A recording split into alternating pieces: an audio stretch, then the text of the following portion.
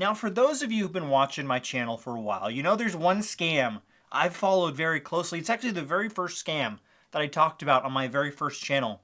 It's called BitConnect. If you don't know what that is, it was a huge cryptocurrency that was really popular on YouTube way back in 2017, back before crypto blew up.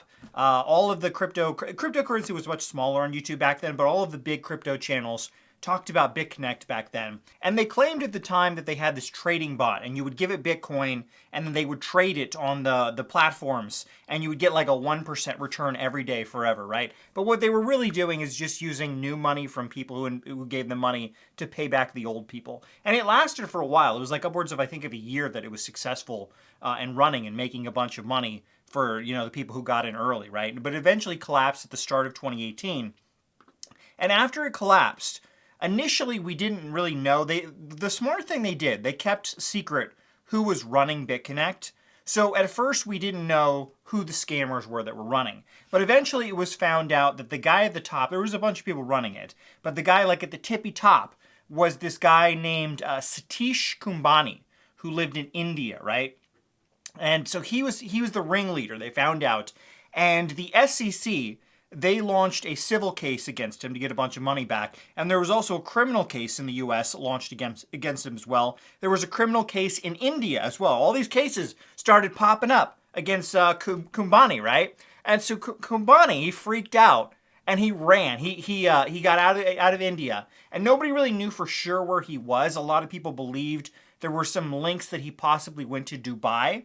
But he just disappeared off the face of the planet for about half a decade. He was gone. Nobody knew, right?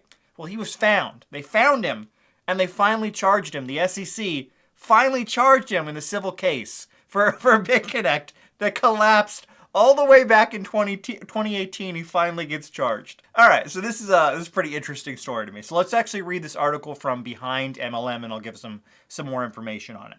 The SEC has tracked down BitConnect mastermind Satish Kumbhani in India. As per a proof of service filing date June 3rd, the Enforcement Directorate, ED, in Ahmedabad served Kumbhani in person on May 22nd, 2026.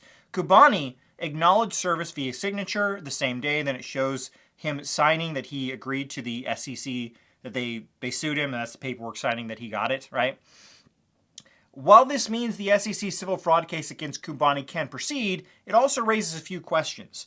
BitConnect was an MLM crypto Ponzi that defrauded consumers out of at least $2.4 billion. In addition to the SEC civil case against Kumbhani, filed in September 2021, Kumbhani was indicted on criminal fraud charges in February 2022. So why haven't Indian authorities arrested Kumbhani and extradited him off to the US yet? Well, here's where things get tricky. Around the time BitConnect collapsed, Kumbhani fled to Dubai.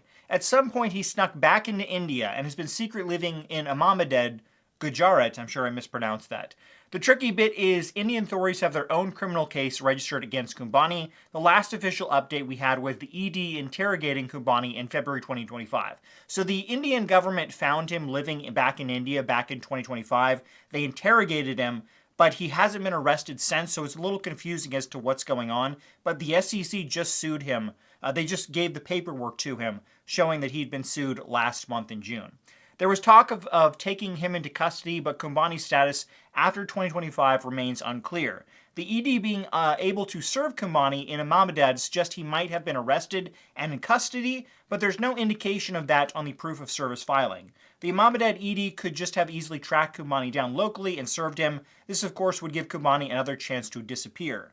I've checked Kumbhani's U.S. criminal case docket, and there are no updates there, so we know at least for now he has not been extradited. So it's a little confusing as to why he wasn't arrested and extradited to the U.S. to face criminal charges. And because this is India, we don't know everything that's going on. My belief is that the Indian government probably has him under surveillance or under house arrest or something like that. We don't know all the details, but clearly they know exactly where he is. Clearly they're watching him and he's not just going to escape. But for whatever reason, he's not being extradited to the U.S. But he has been served in the civil case. So that can now move forward. A case that was filed back in 2021. Wow. 5 years ago. Wow. So that case can now go forward. A lot of the money that was lost by people who invested in BitConnect has been returned. I talked about the Trevon James issue on the main channel, but there's still a lot of money that was lost. So this can now go forward, and potentially the people who lost money in BitConnect, that collapsed in 2018. Wow, 8 years ago. 8 years ago. So those people who lost money 8 years ago could potentially get it back after this case. I'm sure it's going to take another year or two, but that's really crazy to me that all this time later, right? What, 7, 8 years after this scam collapsed, they finally serve him in the civil case. I'm sure at some point either he'll go to prison in India or go to prison in the U.S. if they do extradite him at some point. But it's crazy to me that there's still repercussions from this scam that happened back in 2017 and 2018. So a lot of people are like, oh, all these recent scams, Dink Doink Coin and CryptoZoo and stuff like that. I do think that something will eventually happen in those cases. It just takes a really long time to actually eventually happen. But there you go. There's the update on on the BitConnect founder has finally been served by the SEC in India, and it looks like that civil case can now go forward.